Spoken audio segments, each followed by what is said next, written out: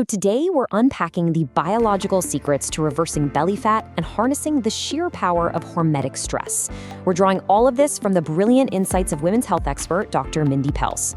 Look, if you've ever felt completely defeated by stubborn weight, or, overwhelmed by constant cravings, or even just confused by all the conflicting fasting advice out there, you are in exactly the right place. We're going to completely demystify the science behind why our bodies hold on to weight, the frankly shocking impact of everyday toxins, and how you can use fasting the right way to heal from the inside out. Okay, let's dive into this. Here is our roadmap for today. 1. Why we gain belly fat. 2. Toxins and taste bud hijacking. 3. The metabolic reset. 4. Fasting as hormetic stress. And finally, 5. Eating for your hormones.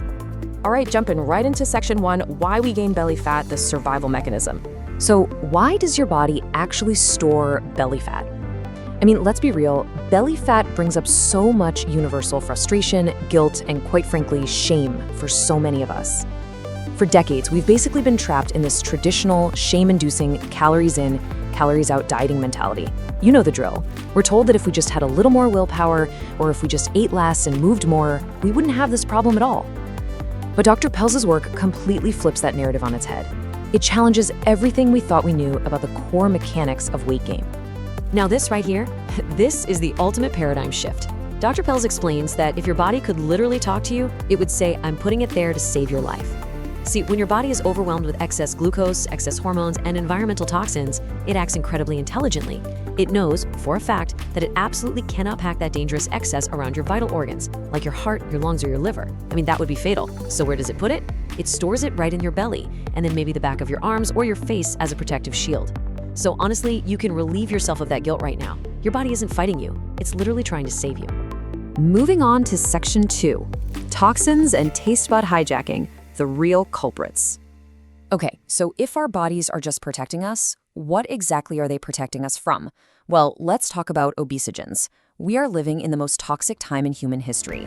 Obesogens are synthetic chemicals. Think the BPA plastics wrapped around our food or the pesticides sprayed all over our crops.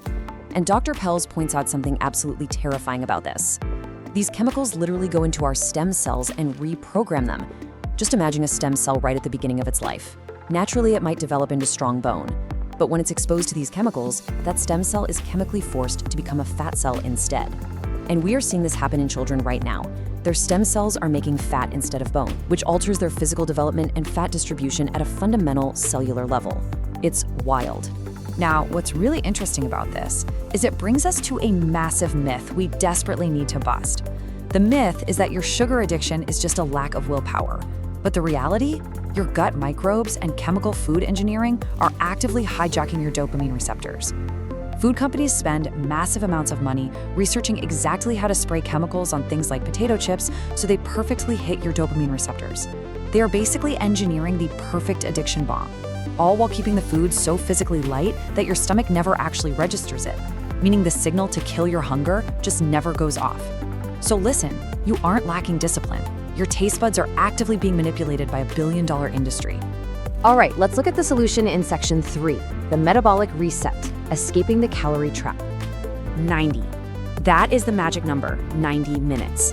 Dr. Pelz argues that blood sugar matters far more than calories, especially because, let's face it, almost no one can accurately track calories in versus calories out anyway.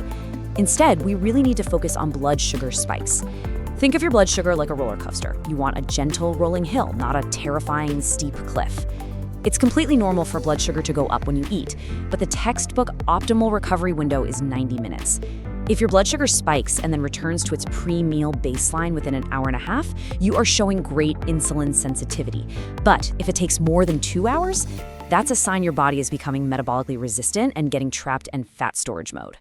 So the crucial point is, how do we actually achieve that flat, healthy blood sugar curve? Well, first you want to prioritize protein as your hero macronutrient at every single meal. It gives you the amino acids needed to build hormones and creates this nice, steady, slow release of energy. Second, embrace healthy fats. Drizzling olive oil on your meals stabilizes blood sugar, feeds those good microbes in your gut, and completely kills your hunger for hours. And finally, here's a fascinating biological rule. Only eat in the light. The minute it gets dark outside, our bodies start producing melatonin to prepare us for sleep. and melatonin actually causes us to become more insulin resistant. So that late night snacking, it's a direct fight against your own nighttime biology. Which brings us to section 4, fasting as hormetic stress, the feast and famine cycle. Now, one of the most absolutely powerful tools to repair this metabolic damage is fasting. But we need to clarify a massive warning here. According to Dr. Pelz, the biggest mistake people make is doing the exact same fast the exact same way every single day. Fasting relies on this concept called hormetic stress. This is a short, beneficial burst of stress that essentially forces your body into a healthy adaptation. When you go without food, your body goes, uh-oh, I need to go find the energy I stored years ago, and boom, it starts burning fat. But think about it like exercise, right? If you lift the exact same 5-pound weight every day, your muscles are gonna stop growing. If you do a strict daily fast without any variation, the body gets too smart for its own good. It actually slows your metabolism down to conserve energy. Human biology was designed for an evolutionary feast and famine cycle, just like our hunter-gatherer ancestors.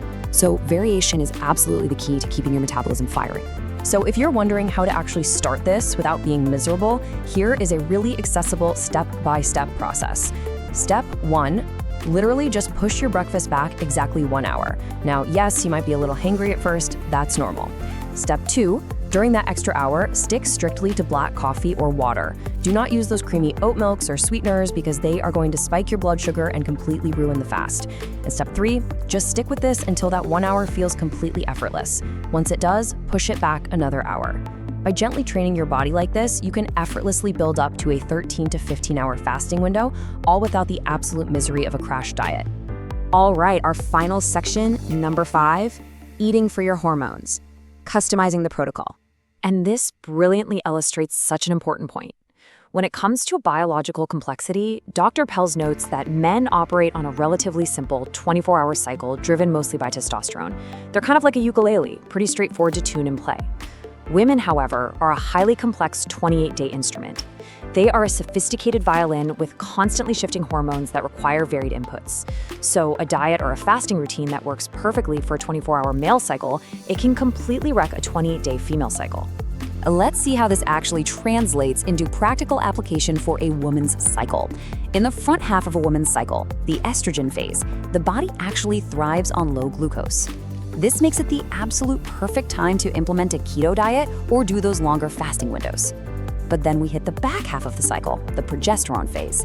Progesterone actively requires higher glucose levels to shed the uterine lining. And guess what? This is the exact biological reason why women crave carbohydrates and chocolate the week before their period. It's wild, right? Staying rigidly low carb during this time is a direct fight against what the body actively needs to function correctly. Ultimately, what Dr. Pelz really wants us to understand here is that the goal isn't to force strict, miserable discipline upon ourselves. You don't need endless motivation, you just need momentum.